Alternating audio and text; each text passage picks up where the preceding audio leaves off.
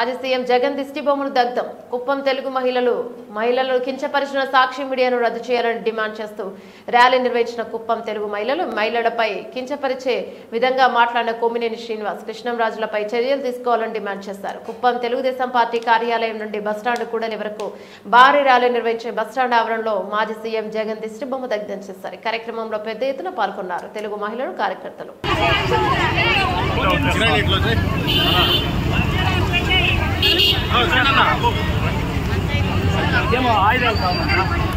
bus అట్లా direct